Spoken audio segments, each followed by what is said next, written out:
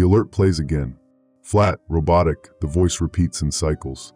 This is an emergency alert. Please remain indoors. Do not attempt to leave your shelter. Do not approach unknown individuals. If you see your own face outside, lock the doors. Then static. A long, droning hiss before it starts over.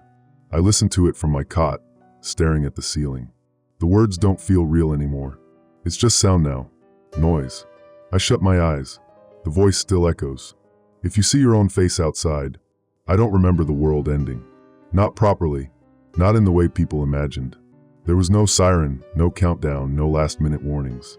One day, everything was normal. Morning traffic, news reports, people arguing over meaningless things. The next, the sky went black. I remember that part. Not clouds, not storms, just black. The emergency broadcast started soon after. First, they said it was an attack. Then something worse. Then they stopped explaining altogether. Now there's just this. I sit up, rubbing my eyes. The air in the bunker is stale, heavy with recycled breath. The generator hums, keeping the lights dim and yellow. I count the days by the scratches on the wall. 42. 42 days since the world above became something else. I reach for the radio, twisting the dial through static and dead air. Maybe today I'll hear something new. KKKKSSSHHH. A faint voice flickers in and out. I hold my breath, adjusting the frequency. Still out here, anyone? My pulse jumps. I press the speaker closer. Not safe. I saw him. The signal cuts to static. I wait. 5 seconds. 10. A full minute. Nothing. I exhale, leaning back against the concrete wall. It's always like this. A few seconds of human sound, then silence. I tell myself it's better this way. If no one's out there, it means I'm alone. And if I'm alone, I'm safe. Still, I adjust the dial again. Hoping. KKKKSSSHHH. Another voice. This time, the words are clearer. They're not us. I freeze. The hair on my arms rises. Don't answer. Don't look at them. Then the signal dies. A long, empty silence follows. I set the radio down slowly, my hands suddenly unsteady. The voice sounded urgent. Desperate. Like someone who knew something I didn't. But I already know better than to listen. The emergency alerts say a lot of things. Some of them are lies. The bunker is small. A single room, lined with steel shelves of canned food and bottled water. There's a cot in the corner, a table, a rusted sink with a limited water supply. A single reinforced door. No windows. No way to see outside. It was built under an old office building, government-funded, for disasters that never came. Until one did. I don't think anyone else from the building made it. I don't check. I go through the motions instead. I count rations. I check the generator. I listen to the radio. Routine is all that's left. I try not to think about how long it will last. That night, the power flickers. The light overhead dims, buzzing weakly. I glance at the generator, still running. No reason for the drop. I stand listening. The radio is silent now, nothing but a dull hum. The emergency alert has stopped playing. I check the door. Still locked. The bunker is secure.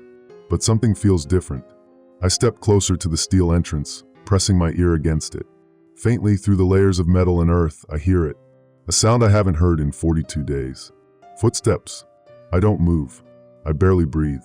They're slow. Deliberate. Someone is out there. I glance at the security monitor in the corner of the room. A small, grainy screen wired to a single exterior camera. The image is dark, distorted by static.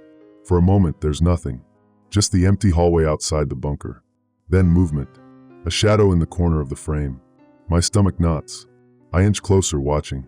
The figure steps forward, and my breath catches in my throat. It's me, standing outside the door, staring at the camera. The power flickers again. The light above buzzes, then steadies. I don't move. The figure on the screen doesn't either. The resolution is low, the details blurred, but I know what I'm seeing. Same height, same build, same face. I swallow hard, my pulse thudding in my ears. I try to tell myself it's a trick. Maybe the radiation is messing with the camera. Maybe it's a delayed recording. Maybe I'm hallucinating. But none of that explains the way it's watching. Not moving, not knocking, just standing there, waiting. I step away from the monitor, heart hammering. I think about the emergency alert. If you see your own face outside, lock the doors. I think about the radio transmission. They're not us. Don't answer. Don't look at them. I squeeze my eyes shut, gripping the edge of the table to keep my hands from shaking. I don't know what's worse, the fact that it's there, or the fact that it's not trying to get in. It just stands there, waiting, watching, and I realize in the heavy silence of the bunker that I don't actually know if the door is locked. I force myself to turn back to the monitor. The screen is full of static now, the image distorting. For a second, I think it's gone. That maybe I imagined it. Then movement. The static clears just enough for me to see. It's closer now. The light overhead flickers one last time. Then everything goes dark. Darkness. The power is out. The generator should have kicked in immediately, but the bunker is silent. I stand frozen in the pitch-black room, my breathing too loud, my pulse pounding in my ears. The security monitor is dead. I can't see the figure anymore, but I know it's still there, waiting. I move carefully, hands outstretched, feeling my way to the table. My fingers brush against the radio. I twist the dial, listening. Static. Nothing else. No voices. No emergency alert. I reach for the flashlight strapped to my belt and flick it on. The weak beam carves a narrow path through the dark, illuminating the bunker's metal shelves, the cot, the reinforced door. I listen. No footsteps now. No knocking. I want to believe it's gone, but I don't. I force myself to the generator, crouching beside it, fingers fumbling in the dim light. It's still intact. The fuel gauge is full. No reason for it to fail. Unless something cut the power. Unless something wants me to go outside. I don't sleep. The emergency alert doesn't play again. The figure doesn't return to the monitor. But I can feel it. A presence. Like something is waiting just beyond the door. I run through my supplies. Enough food and water to last another month. Enough fuel for another 60 days, if the generator still works. I tell myself I can wait it out, but that means staying here. Trapped. Alone. With whatever is outside. Morning, if it can even be called that, arrives in silence. No sun. Just a dull, gray glow filtering through the ventilation shaft. I hesitate at the bunker door. I should stay inside. It's safer. But something gnaws at the back of my mind. I need to know what happened to the world. I need to know if anyone else is still alive. I take the crowbar from the shelf, gripping it tightly in one hand. Then I unlock the door and step outside. The city is dead. I knew what to expect, but seeing it again after so many weeks feels like stepping into a dream or a grave. The streets are coated in dust and ash. Buildings stand hollow and silent, their windows shattered, their walls scorched. No cars, no bodies, just emptiness.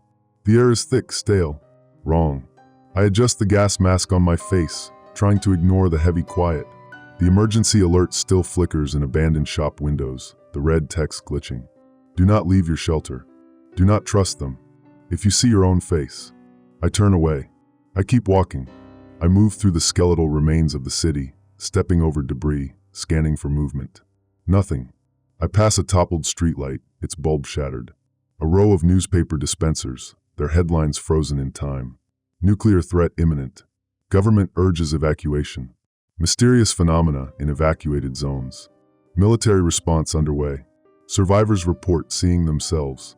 I rip the paper from the box and crumple it in my fist. It doesn't matter. It's too late for explanations now. I reach the gas station at the end of the street, the one I used to stop at every morning before work. The doors are shattered. The shelves inside are ransacked. Empty cans roll across the floor as I step inside. A radio sits on the counter. Still on. Still crackling with static. I turn the dial slowly. Anyone out there? A voice. Faint. Distant. I snatch up the receiver. Hello? Silence. Then, they're everywhere. The voice is barely a whisper. I grip the radio tighter. Who is this? Where are you? They took him. A beat of static. He looked just like me. The blood drains from my face. A shuffle of noise on the other end. Then a sharp, wet sound. A gurgling choke. The signal cuts out. I drop the receiver. I leave the gas station quickly, my grip tightening on the crowbar. I should go back to the bunker. But then I hear it. A footstep. Not mine. I spin, heart slamming in my chest. The street is empty, but something feels wrong. Like the city itself is watching. Like I'm not alone. I pass a storefront with a cracked mirror hanging inside. I force myself to look. My reflection stares back. Still me. Still normal.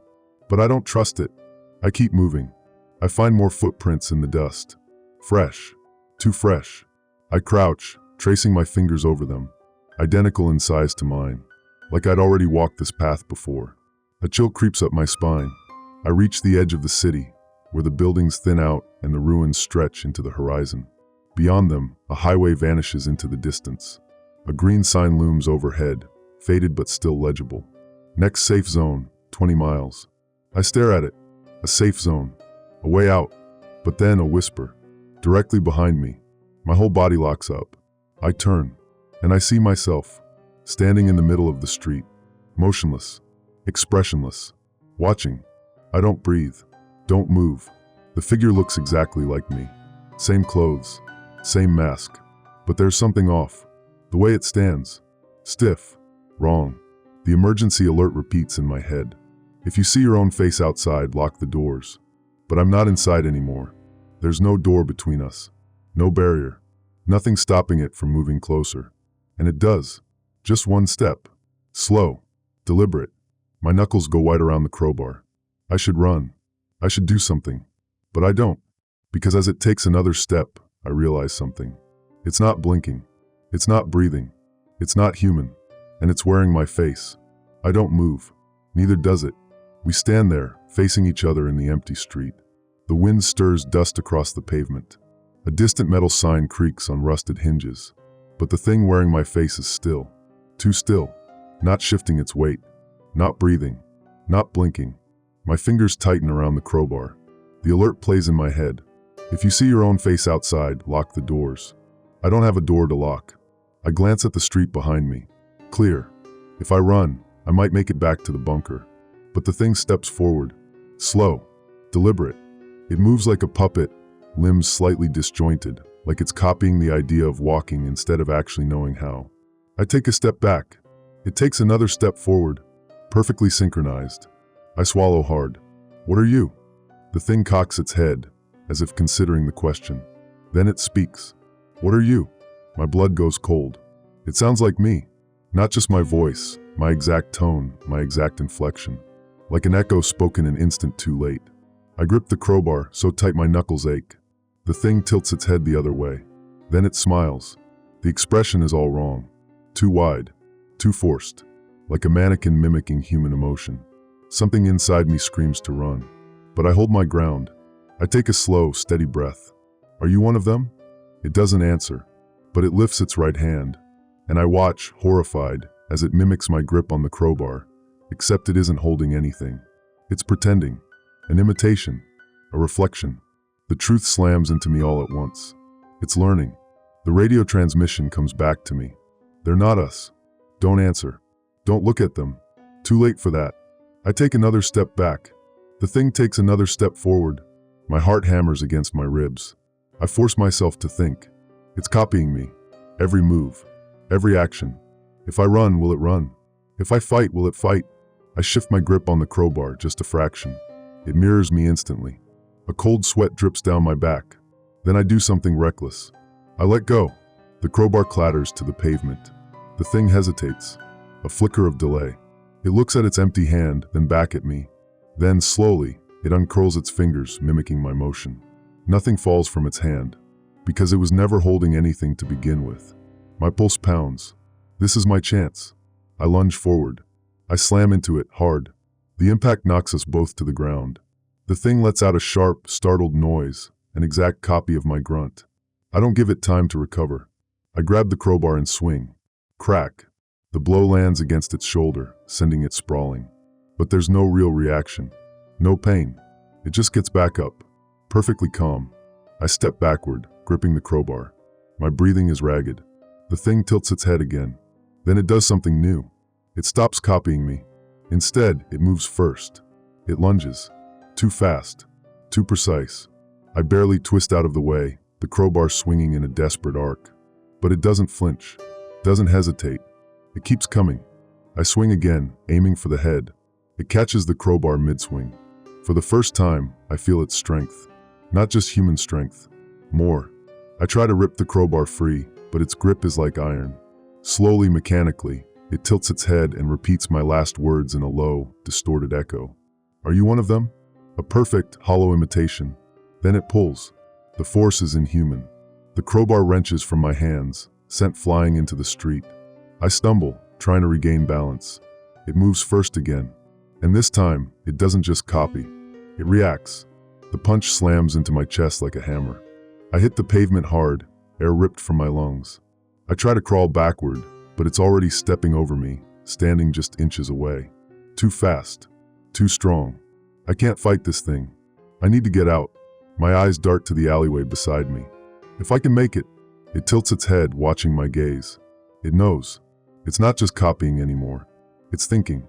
A sound echoes down the street. Distant. Hollow. A siren. Faint, but growing louder. I barely have time to process it before the thing stops. It freezes mid-motion, like a puppet with its strings cut. The siren gets closer. And the thing. It turns its head toward the sound. Then, without another glance at me, it steps away. It walks toward the edge of the street. Then, it disappears. One moment, it's there. The next, it's gone. Like it was never there at all. I don't move for a long time. The siren fades. The street is empty again. I force myself to my feet, chest still aching from the hit. I stagger toward the crowbar, gripping it tightly. Then I look around. No sign of it. Just the dead city, stretching endlessly in all directions. The silence creeps back in. I should go back to the bunker. I should stay hidden. But instead, I look toward the highway. The sign still stands. Next safe zone, 20 miles. I take a breath. Then I start walking. The city fades behind me. The highway stretches ahead, long, empty, cracked. I walk. Dust swirls in the air, carried by the wind. The silence is oppressive, pressing against my ears like cotton. The last time I walked this highway, cars lined the shoulder, abandoned in a desperate escape. Now they're gone. I don't think someone moved them. I think they were taken. The emergency alert plays in my head. If you see your own face outside, lock the doors. Do not respond. Do not engage. Too late for that. I met my reflection in the street. I fought it, and it learned. That's what unsettles me most. It wasn't just copying. It was adapting. I don't know how many of them there are. I don't know how long I have before it finds me again. But I know I'm not safe. Not yet. I check the road signs as I walk. The safe zone is still 15 miles away. A long way on foot. The sky is the same, that endless gray, thick with dust and clouds. No sun. No real sense of time. I keep moving. Footsteps crunch in the dirt. Mine. Only mine. But I can't shake the feeling that something is near. Watching. I pass an overturned truck on the side of the road, its cargo spilled out onto the pavement. Canned food, shattered glass, scattered papers. Something about it bothers me. Not the wreckage itself, but the lack of wreckage. There's no blood. No bodies. Just a truck tipped on its side, like it was placed here. Like a stage set. I sift through the papers, hands shaking slightly. Most are water damaged, unreadable. But one, half crumpled under a can of soup, catches my eye. A government document. A single sentence is still legible. They replace what we lose. I drop the paper. I keep walking. 10 miles left. The wind picks up, howling through the hollow bones of the world. I brace against it, pressing forward. The road stretches endlessly ahead, vanishing into the haze. Then I see them. A line of vehicles, perfectly aligned on the highway. Trucks, vans, military jeeps. All facing the same direction. Not wrecked. Not abandoned haphazardly. Placed. My gut tightens. Something is wrong. I slow my pace, approaching carefully. The first vehicle is a black SUV, doors closed, windows tinted. No signs of life. I step closer, gripping my crowbar. No movement. I inch toward the driver's side window. The reflection stares back at me. Not mine. Someone else's. I jerk back, heart slamming against my ribs. But the reflection doesn't move. I stare at it, breath hitching. It's a man's face, blank, expressionless. His eyes don't track me. He's not looking at me. He's looking through me. A chill crawls up my spine. I move to the next vehicle. Another black SUV. Another reflection in the window. A different face. A woman this time. Same vacant expression. Same unfocused eyes. Not a real reflection. Not me. I swallow hard. My throat is dry. I turn, scanning the convoy. The realization settles like ice in my stomach. Each window has a face. Not moving. Not reacting. Just watching. I step back. The wind dies. The air is still. I grip my crowbar, pulse thundering. Then, a click, a car door unlocking. The sound sends adrenaline surging through me. I whip around, staring at the SUVs. The doors are still closed, still perfectly lined up, but something is different. A figure stands in the distance, near the last vehicle in the convoy. Motionless, watching me. The wind stirs dust around its feet. The world holds its breath. I can't see its face. I don't want to. I turn and run. Footsteps behind me. Too many. Not an echo, a pursuit. I don't look back. I don't slow down. The highway stretches ahead, a lifeline in the dead world. The safe zone is 9 miles away, but I won't make it if I stop. I hear the footsteps shift. Not running, spreading. More of them, on either side of the road, closing in. A gas station looms ahead, half buried in dust and time. A door to hide behind. A barrier. I sprint toward it, lungs burning. The footsteps grow louder. I reach the door, wrench it open, and slam it shut behind me. Lock it. Step back. Silence. The station is empty. Shelves knocked over. Cash register open. But no bodies. No blood. No sign of struggle. I move cautiously, gripping the crowbar. Through the grimy windows, I see shadows shifting outside. Not moving toward me. Just standing there. I swallow hard. They're waiting. I force myself deeper into the station. A security room sits at the back. The door is ajar. Inside, a single monitor flickers. I step closer. The screen shows me, standing in the middle of the highway, unmoving, expressionless, just like the reflections. A dry, wheezing breath escapes my lips. I reach for the keyboard, but the screen glitches. Static. Then, a new image. A safe zone. Fences. Guards. Structures still standing. A flicker of hope. But then, the camera shifts. A line of figures stands at the edge of the safe zone. Motionless. Identical. Waiting. I recognize one of them. Me. A noise behind me. I spin. A face stares back. My face. Blank. Watching. It's inside with me. I don't think. I just swing. The crowbar connects with its skull. Crack.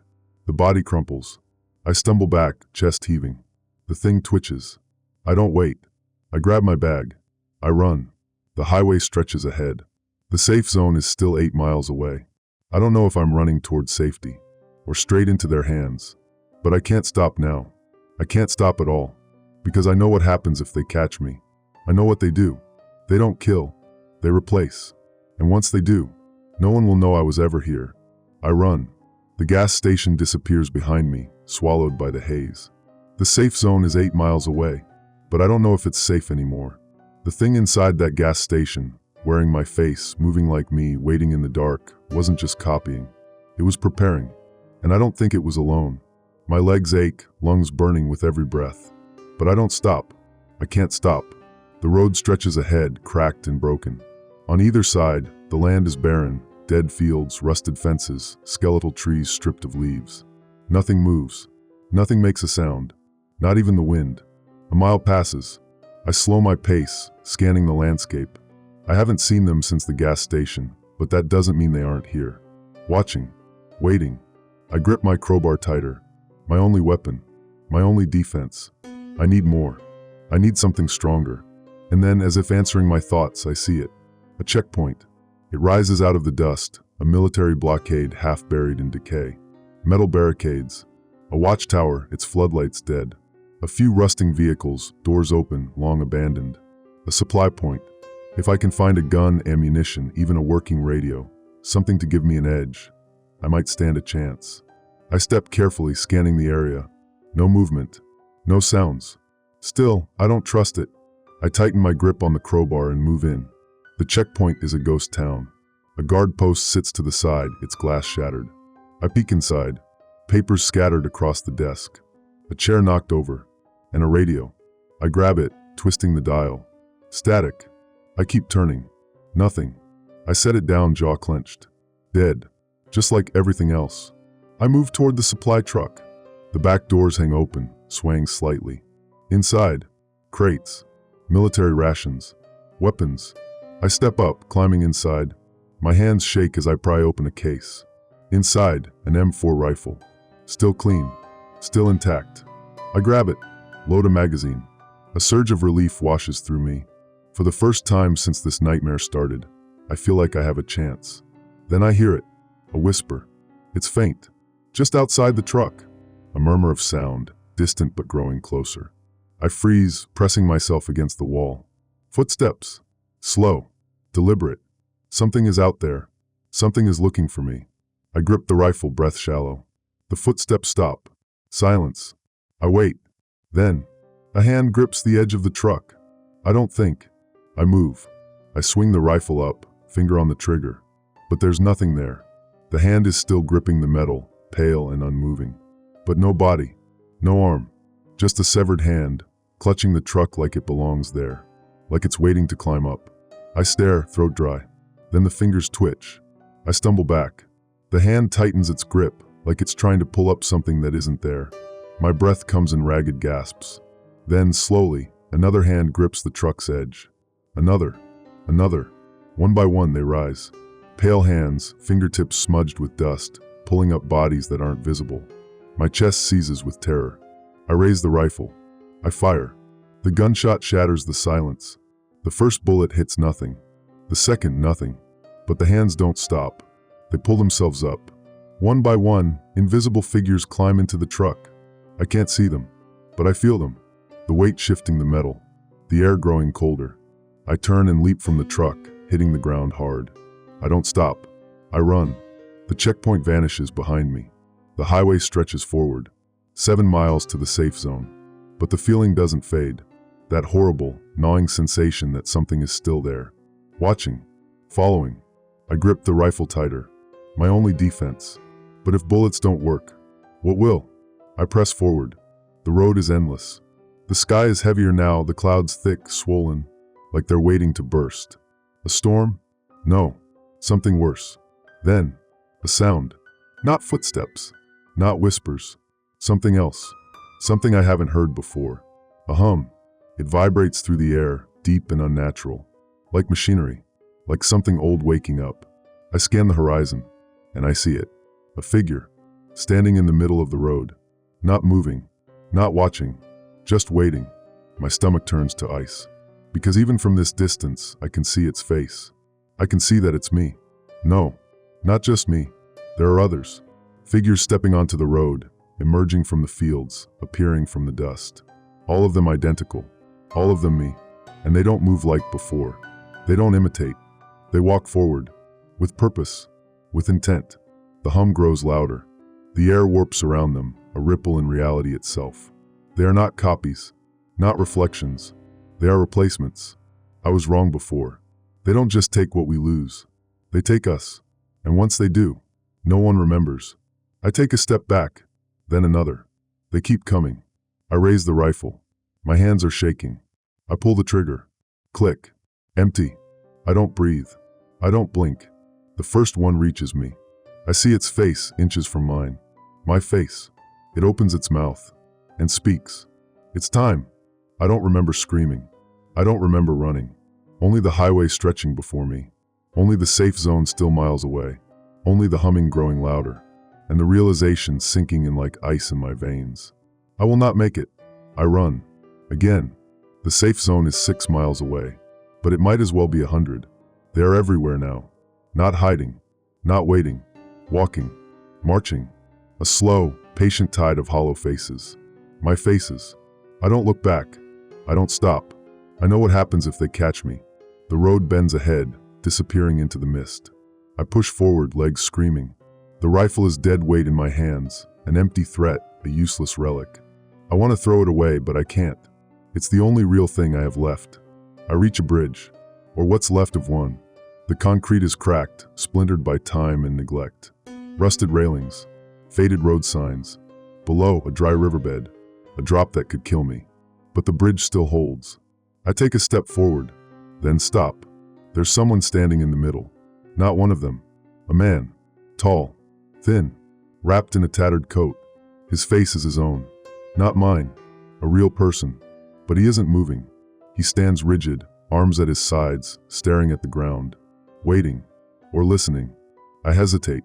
I don't want to get closer. But I don't have a choice. I step forward. The gravel crunches under my boot. His head snaps up. I freeze. His face is gaunt, skin stretched tight over his bones. His eyes too wide, too hollow. Not afraid. Not alive. Just empty. He speaks.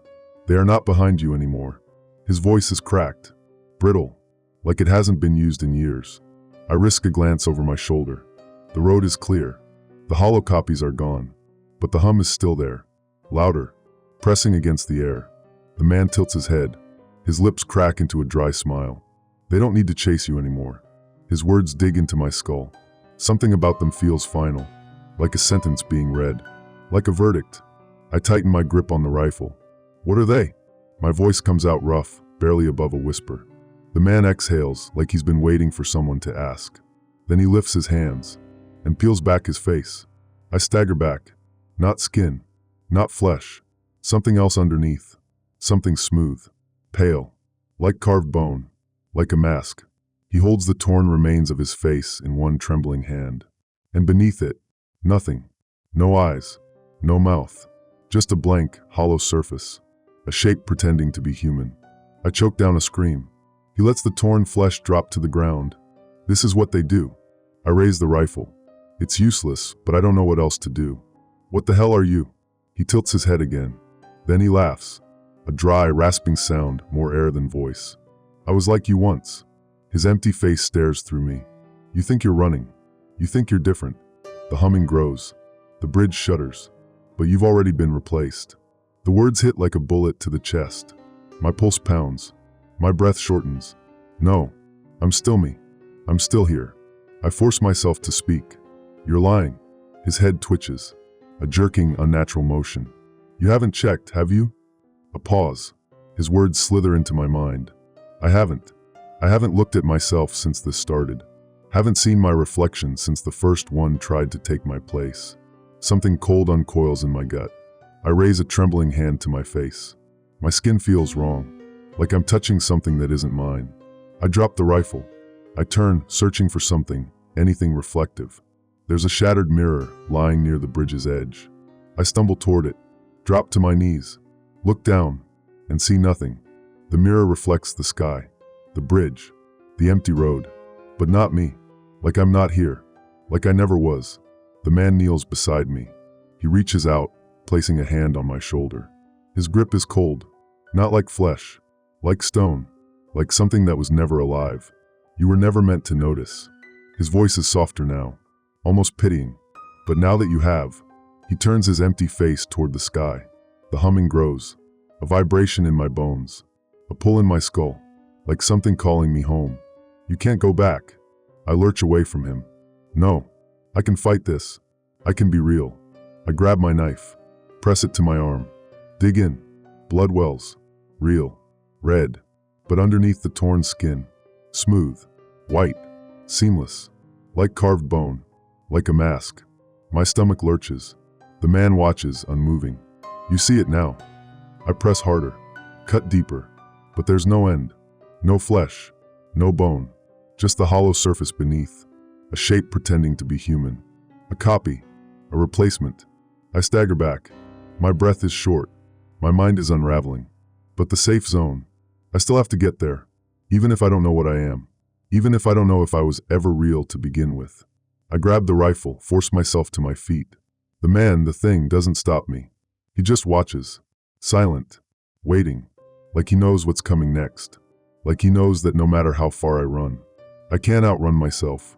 6 miles to go. I don't run anymore. I walk, because running won't change anything. Not now. Not after what I saw.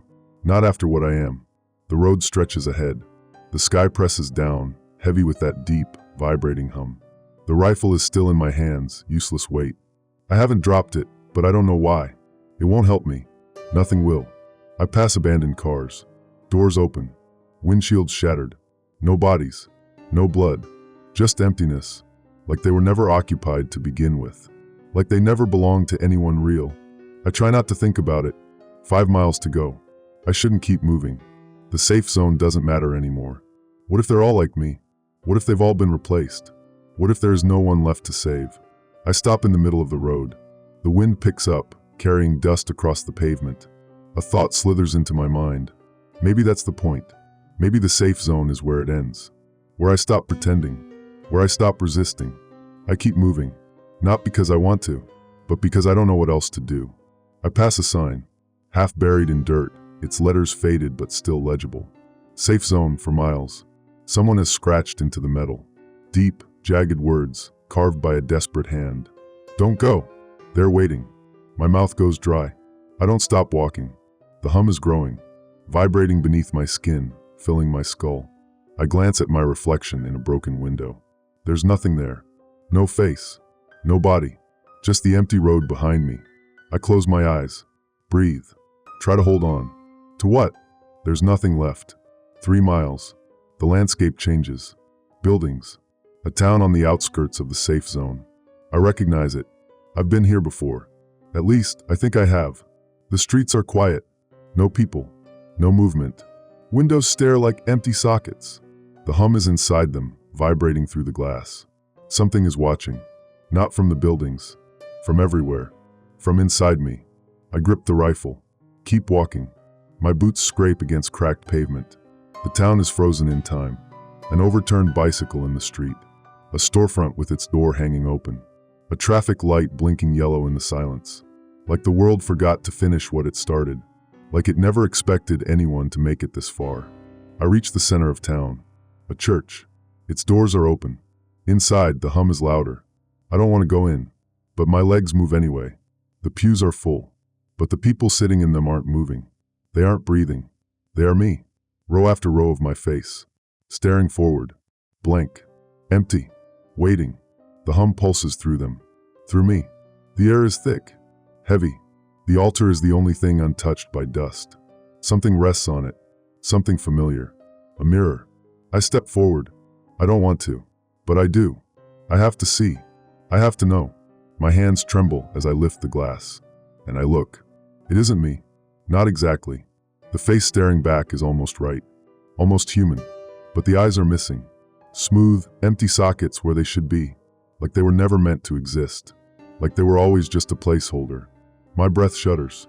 The reflection tilts its head, smiles, and speaks. Almost there. The glass shatters. The hum roars. The pews creak. The others begin to move. They rise. Slowly. Silently. They all turn to me. Identical faces. Identical bodies. Hundreds of them. All me. I run. Out of the church. Out of the town. I don't look back. I don't stop. 2 miles. 1. The safe zone is close now. I see it ahead. Tall fences. Floodlights. A checkpoint still standing. A barrier between the world and whatever is left of humanity. I reach the gates.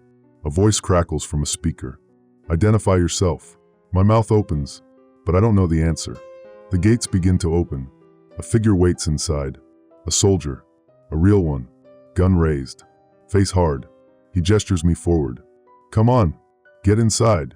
I take a step forward. Then I see his eyes. And I know. They're hollow. Just like mine. Just like the others. This isn't a safe zone. This is a harvest. A final gathering. The last step before we disappear. I stagger back. Shake my head. The soldier tilts his head like he's confused. Like he doesn't understand why I'm hesitating. Then his mouth opens, and my own voice comes out. It's time. The gates open wider. Figures wait beyond them. Not soldiers. Not survivors. Just copies. Just me. They smile. They reach out.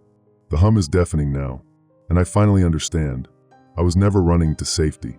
I was running home. I don't move. The gates open before me. The hum vibrates through my skull, pressing against my thoughts, drowning out everything except its pull. Inside the fence they wait. Row after row. Copies of me. Standing in perfect stillness, faces identical. The soldier at the checkpoint, my face on his body, gestures me forward. It's time. My own voice. Cold. Flat. Not a demand.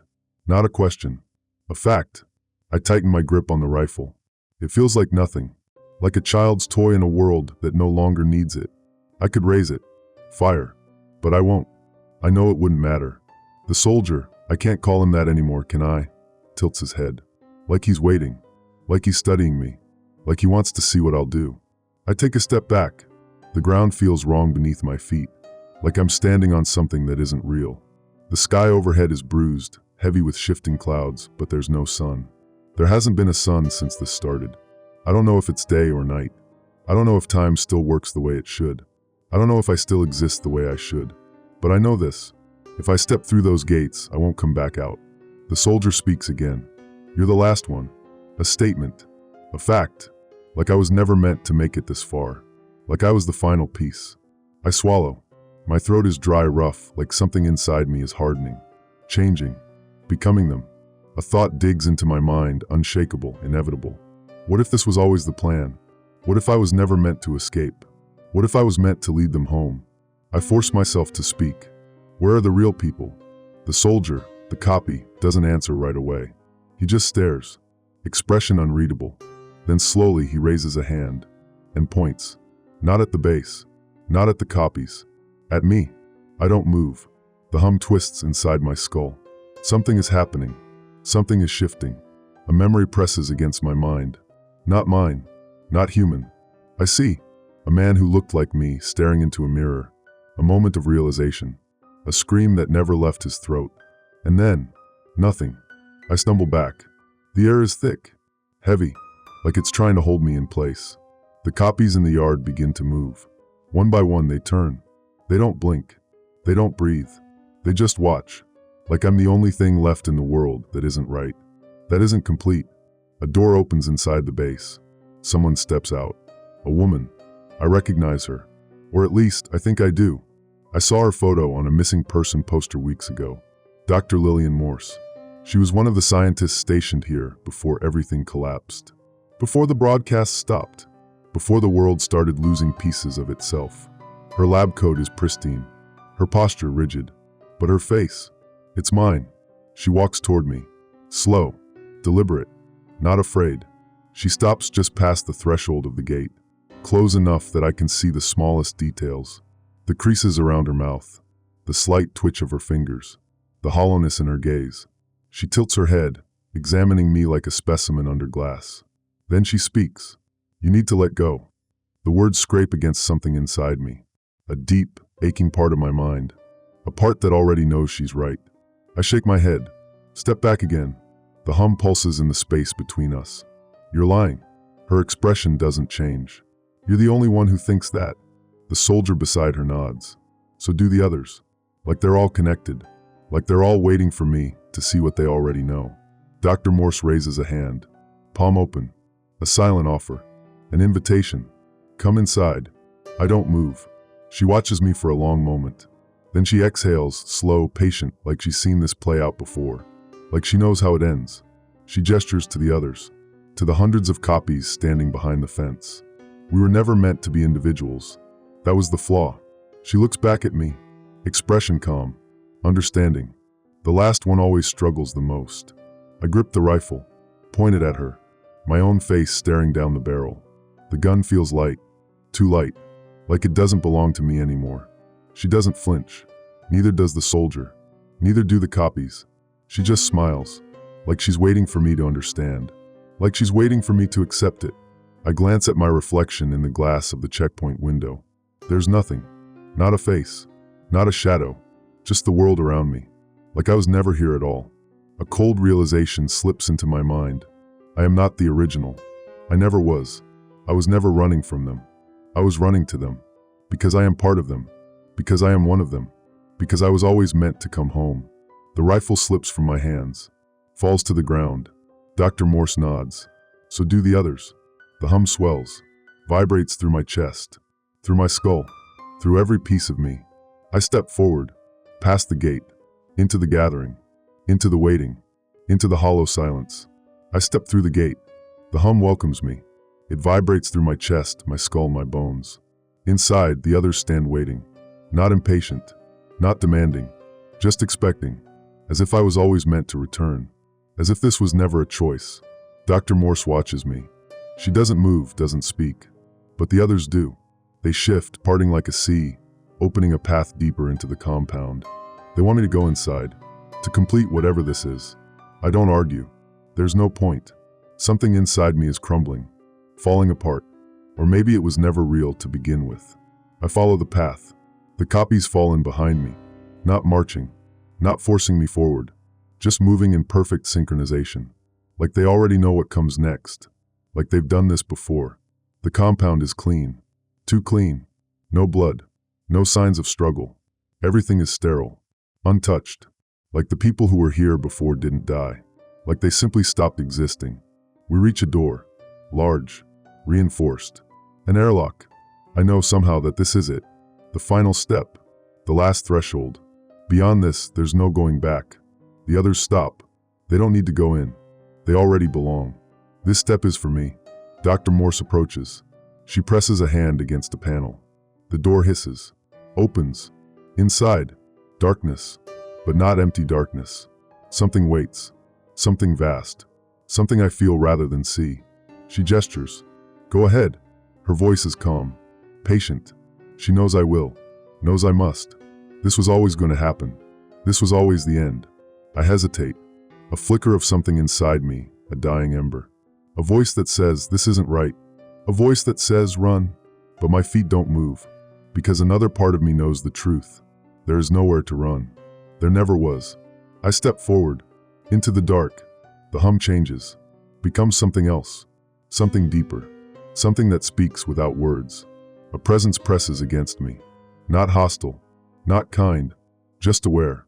It reaches into me. Through me. Past me. Looking for something.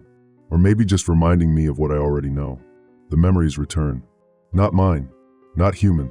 Flashes of something older. Something vast. A presence that has always been here. Waiting. Studying. Preparing. And then, the realization. The one I should have understood from the beginning. We were never invaded. There was never an attack. There was only replacement. Slow. Methodical. One by one. Until we weren't us anymore. Until we weren't anything at all. The darkness shifts. Shapes move within it. Not physical. Not alive. Something between. They reach out. Not with hands, but with understanding. A silent offer. A simple truth. We were never meant to be individuals. We were never meant to be separate. That was the flaw. The imperfection. We struggled because we thought we were alone. Because we thought we were ourselves. But there is no I. There is only we. The presence pushes deeper. I feel myself unraveling. Not in pain. Not in fear. Just melting away. Like I was never meant to hold this shape to begin with. Like I was always temporary. I see flashes. Memories of the others. The ones who walked this path before me. The ones who let go. Dr. Morse. The soldier. The thousands of copies outside. They weren't taken. They weren't forced. They simply became. And now, it's my turn. I close my eyes. I breathe. The last breath of something that was never really human. And then, I stop. Not disappear. Not fade. Just stop. The hum is gone. The darkness is gone. There is only silence. And in that silence, a single thought, a final whisper, before the last of me slips away. It's over. I am home. The screen flickers. A face appears. Not one face, many. Layered, shifting, indistinct. Their mouths don't move. But a voice speaks. Flat. Hollow. Unified. This is the final broadcast. Somewhere, miles away, a lone radio crackles in an empty house. A television hums in a living room that hasn't been touched in weeks. A forgotten phone vibrates, displaying an alert no one is left to read. The integration is complete. Across cities, towns, and military bases, the copies stand motionless. Waiting. Listening. Their faces reflect a world that no longer exists. A world that has been rewritten, reshaped into something else. Something whole. A lone survivor, one of the last, sits in a barricaded room, staring at the broadcast. His breath is shallow. His hands tremble. He hasn't seen another human face in days. Just them. Always them. Watching through windows. Standing outside locked doors. Silent. Patient. Waiting for him to understand. He doesn't move as the voice continues. Doesn't blink. The screen distorts. The face shifts, aligning. And suddenly, it looks like him. You have fought. You have resisted. You have feared. The voice is calm. Final. But you do not need to be afraid anymore. Something in him breaks. The last ember of defiance. The last scrap of identity. The truth is so simple. So obvious. Why had he fought so hard? Why had he believed he was ever separate? His hands lower. The gun falls from his grip. The barricades don't matter anymore. He stands, turns toward the door. They are waiting outside. He can feel them, feel the pull. He reaches for the handle. Click. The door swings open. They stand there, staring. Not forcing, not demanding, just expecting. A silent invitation. A promise. The hum rises in his head. Warm, comforting. A voice beneath the voice. A whisper beneath the whisper. Telling him the truth. He was never alone. Never separate. Never an individual. He takes a step forward, and another. The copies part, making room for him. Welcoming him. He looks at their faces. His face. Their eyes are blank. Empty. But not inhuman. Not lifeless. Just free. Free of fear. Free of struggle. Free of the burden of self. He exhales. It feels like letting go. Like stepping into warm water. Like waking from a dream that never really belonged to him. He understands now. There is no invasion. No apocalypse. No enemy. There is only completion. Only wholeness. As he walks, his body begins to change. His features soften, blur. Individuality fades. The last traces of I disappear. There is only we. The broadcast flickers. The face speaks one final time. Welcome home. The signal dies. The screen goes black. The last remnants of the old world fade. And in the silence that follows, there is nothing.